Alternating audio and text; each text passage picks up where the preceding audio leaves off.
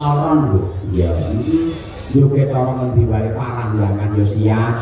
Dalemasan yo oke, remong. Wul. Lho bakal opo?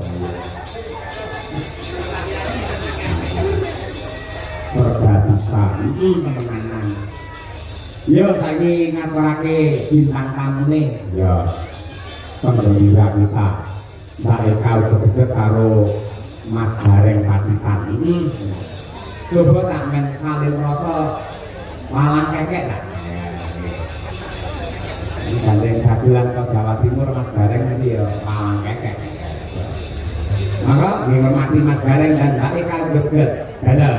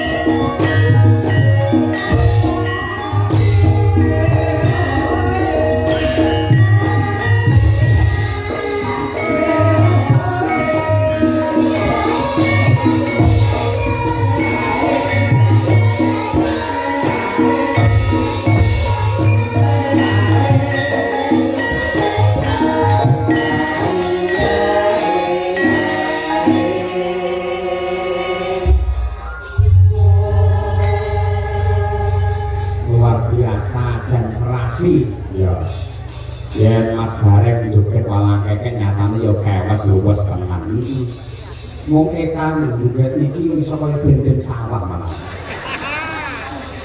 Wong lek jenengane bikan dendeng sawah iku pun lek dulur iki pun paham to, Mas.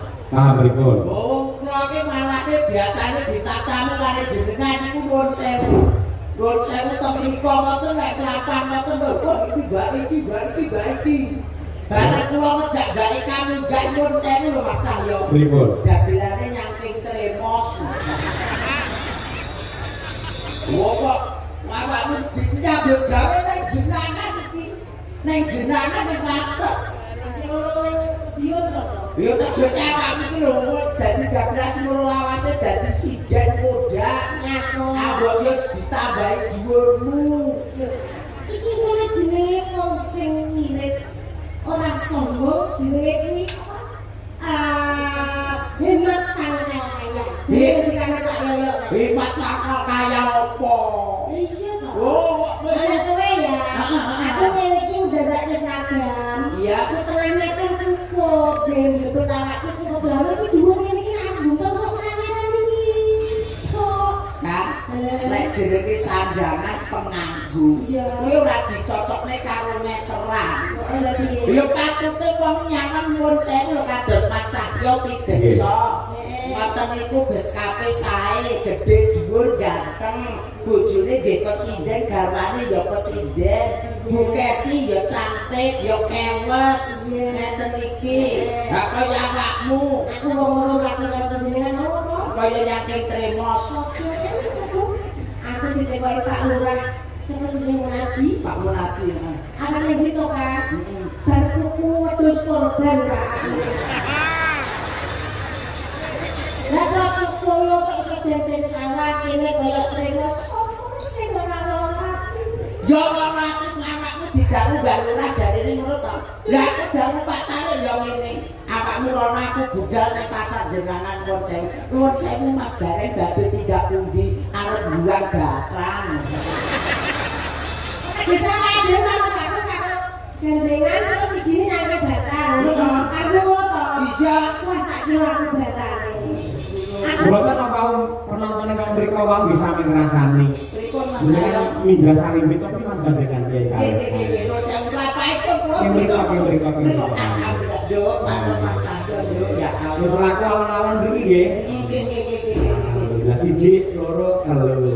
Ya ampun, sing putri kaya Sri Huning. Sing aku kaya Serigala. Mas Cahyo. Napa? Sok gadak kunul. Sok serigala. Paling boten gandes luas nyawiji dadi siji ya Nduk ya. Niki wonten laladan wates jenengan Ponorogo. Kebak ingkang mulyan penontone kathah, dulure kathah, sedaya guyub lawan rukun menika pusarane adil termasuk pucuk pimpinan panjenenganipun beliau Bapak Munaji. Luar biasa saestu Mas Gareng Pak Yoyo. Luar biasa, Dari betul. sekretari matur, dari bingan, dari mongkok bombong atasnya nganu waktu jenengan sudah 6 lama 8 tahun lamanya tidak wayangan baru mereka disekseni wayangan setelah sekian lama tepuk tangan kagum panjenengan sedoyo jenengan waktu sini. Kula kena diomongi Mas nggih. Wong desa mawa cara negara mawa tata. Paribasane nek nang nggonku enek jenenge sedekah bumi, sedekah lemah, sedekah bantala. Ning nek kene jenenge bersih desa. Rena telu kuwi Loro-loro nek sing arane lebinonan yo. lebinonan enek kono ya enek nang ngarani jenenge selonan. Apitan. Apitan ning sing bener kuwi jenenge sedekah bumi, sedekah lemah, sedekah bantala. Lho kok enek wedine dhewe-dhewe Ngeten lho wong aku ki iso ngomong ya iso njretrekne. artine lho Sing enten sepisan jenenge sedekah bumi. sedekah bumi kuwi Bumi ki tegese bungae manah tansah migunani. Migunani tumrapé masyarakat sing manggone sak dhuwuring bumi. mergo bumi ya ditaburi diuruni terus enek napa meneh Sedekah lemah lemah kanggone wong sing wis bangun baliwisma, sing wong wis omah-omah, lemah kalem-kalem muga-muga bisa gek gawe omah. iso Lho kandhane aku ki anggere lunas ya niki kok. luar biasa jam batok bulu isi mulut kowe Isi madu. atine diglok ning iso Aja ndut. Iki sine pasir keras. Ini Pak Agus. Lho bagus kok sumugane dadi teku isine iki gur pasir keras kaya. Sedekah lemah enek sing kene dhewe sedekah bantala. Sedekah bantala artine Tegese yen wis kalungsur ban aja kulino tumindak barang sing ngolo. Oh, dadi haji yang mabrur, gaji yang mabrur. haji yang baik, aja kaya nggonmu kae. Piye? Nggonmu kae haji tomat, Gaji tomat kuwi budal tobat murih umat. kaya artine yo nek haji wahyu kae Ya Haji Wahyu ya tegese ya tumiba ning alam donya wong iki dikitane dadi haji kaya beliau Bapak Sumarbagya Gareng Semarang. Iya, Wahyu ya. Ora ngerti Wahyu kok kok sawahe Wahyu terus wong gak haji. Jadi jenenge Haji Wahyu. Haji Wahyu tegese haji sawahe wis Wahyu. Kok enek apa ora nggo hajine? Yo wis kuwi to. Ming Haji Wahyu kuwi. Hajah nggih enek. Hajah mutmainah. Oh, Nggih. hajah mutmainah. Untuk pancen wis tobat biyen nyuwun saya wong itu sing nuwakal banget, barang mbak kasih tobat terus mulai ditambahi jeneng ya kuwi hajah mutmainah. Tegesipun apa Mas? Biyen nalika ora hajah kuwi ngemuti barang sing ra genah. Barang sing ora nanti sing koyo piye ya? Ya barang elektronik. Marai ning untuk gak apik ya. Alah nyang metu marai yoga, marai ompong, marai grepes iki ya kuwi. Kula kok ya kados sedulur jenengan tenggene wates niki nuwun sewu Mas Tahyo. Kebake kamulyan dulur-dulur kula niku nunggal rasa nunggal tresna bengi ngenekne wayangan gelar kelir kanthi dalan kicah ya pun tadi alhamdulillah ngendikane Mas Dalang wau wis ora sampe kawana perwung 100.000. Luar biasa lho, rekor lho iki. Nggih, sak perwung 100.000. Nggonku tarik 5.000 gember 6 lho Mas. Yo wong kula lho ditarik 5.000 gember 6 lho. Nggonku meneh Apa? malah gumun. Ora tau ana wayangan. Wayangan pisan ora ana sing dodol. Lah terus Ya wis sepi ngono sing jero harus loro karo sing Pak Lurah Limo. ya kuwi kudu ditingkatne kaya beliau Pak Munaji kene. Ya luar biasa Mas Ari kunane bakul-bakul dalan kebak kabeh. Ya kuwi sing jenenge rezeki ora dienggo awake dhewe. Ora bakul akes kene nyatane awake dhewe yang yo sak keluarga kene di ramune ono kene to.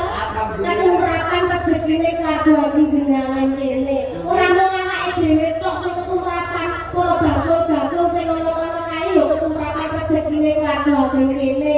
Muga-muga keluarga kene tansah pinaringan rezeki ingkang kathah. Amin. Rezeki ingkang berkah. Amin. Pinaringan sehat. Amin. Kang panjang yuswa. Amin. Sing urung entuk jodoh kaya sing ngomong ya Pak. Muga-muga dalem entuk jodoh. Amin. Sing wis duwe bojo, muga-muga tambah ya Mas. Tambah berkah. Tambah berkah kakawanan putra lan putri ingkang saleh lan solehan. Amin. Ah, ibu-ibu langsung ngapur kabeh. Tambah berkah ngono. Pokoknya sing duwe utang, muga-muga sing diutangi ya ndak lali ya. Iki wis semangat kabeh. Wis utang ndang lali malah dikroyok wong pirang-pirang. Lan ikhlas ngono. Tapi jenenge lek utang iku diulang Iya wong. saling mengingatkan. Betul. Bahu membahu kaya keluarga ageng kene. Keluarga ageng jenengan wates pripun kabare? Panjenengan Pak Desae to? Alhamdulillah panjenengan periksani Mas Gareng kabul saking Pacitan. Sae nggih? Mas Gareng sae napa sae? Sae kan. Mangkat dhewe. Niki sik anu nek bicara sak ajenge sik elek iki Ngopo kok apik iki? brobosan. Kok yo kulino awake lho. Kuwatir ning alam donya kok yo nyedar kancane. Ya paling ora awake dhewe najan jenengku kabul nuwun sewu lho. Iya. Najan jenengku kabul kula ki asli Pacitan. Leres. Kecamatane Tegalombo niku desane Taunan Baru. Iya. Proses ayo. Iki sing ning YouTube Lho, sing kulino aku gila. Asmane Mas Garangan Pacitan. iki apa? Garangan Pacitan. Jarangan gendawut nggonmu. Iso Ya jare Pak Yono kene gendeng Surakarta Surakarta. Nek Sragen Sragenan. Sragenan. Nek Ayodjo Ayodjan. Nek Gareng Gareng. Wah. Ya, Nek mau Mas Gareng mau alamate desane pundi? dulu. Nek kula nggih kecap Pacitan, Kecamatan Tegalombo, Desa Taunan Baru. Mbok menawi Mas Tahyo tadi jangkepipun Pulau Karanganyar, Kecamatan Jaten, Desa Jaten, Sawan kampungipun. Sami kali Mbak Kesi. Sami. Baik ayo ditepang. Luar biasa Pak dalam undang di dosen di Surakarta. Betul. Karanganyar Jaten. Jagonceng rasanya. Rulono dhisik Pacitan, Tegalombo tahunan baru. Mas Tayo Karanganyar Jaten. Dalam undang dosen di Surakarta tambahan misuwur lonceng asmane. Mas Gareng saking Pacitan. Mbak nggih. Mbak Eka saka Kabupaten Sragen Ibu. Sragen. Yang kenal. Nggih. Terus kecamatan Saking Sragen Sukodono. Kecamatan Sukodono. Nggih. Desa Desanipun Balarjo. Dusunipun? Mas Cina Pacitan dengan Jaten. Ya. Karanganyar. Kalau saking Sragen Sukodono Balarjo. Dusune.